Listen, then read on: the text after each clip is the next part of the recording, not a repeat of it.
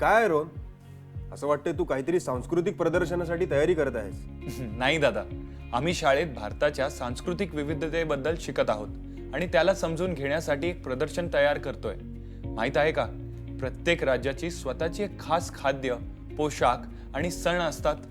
हो हो, खरं आहे. भारत म्हणजे एक सुंदर कापड आहे जे विविध संस्कृतींनी विणलेलं आहे. चल त्याचा एकत्र अभ्यास करूया. अरे वा, हो प्लीज. मला त्या अनोख्या गोष्टींबद्दल जाणून घ्यायला खूपच आवडेल. भारताची विविधता ही त्याची एक मोठी ताकद आहे. चल सांस्कृतिक समृद्धीचे तपशीलवार विश्लेषण करूया.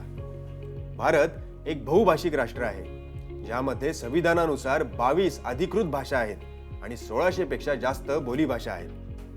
हिंदी ही सर्वात जास्त बोलली जाणारी भाषा आहे, पण पश्चिम बंगाल, तामिळनाडू आणि गुजरात सारख्या राज्यांमध्ये बांगला, तामिळ आणि गुजराती भाषा प्रमुख आहेत.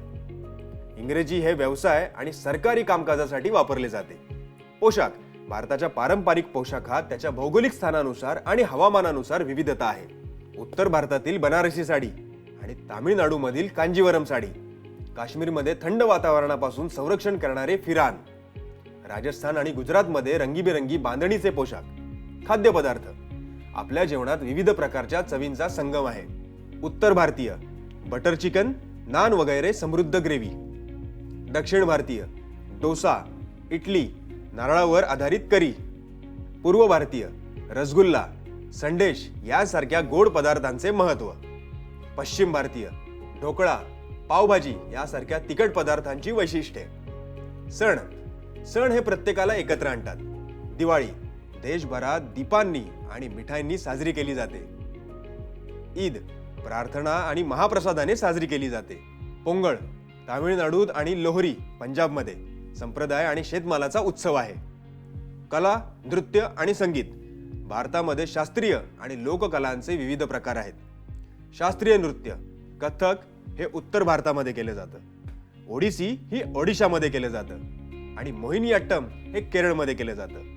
लोकनृत्य घुमर हे राजस्थानमध्ये, तर लावणी ही महाराष्ट्रामध्ये केली जाते. संगीत, उत्तर भारतातील हिंदुस्थानी शास्त्रीय संगीत, दक्षिण भारतातील कर्नाटकी संगीत. सांस्कृतिक सलोखा, या सर्व भिन्नतेवर आपण एकत्र शांततेने आणि आदराने राहतो.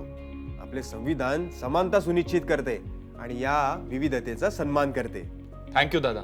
भारताची सांस्कृतिक विविधता पाहून मी आता माझ्या देशावर गर्व करतो. मी देखील रोहन.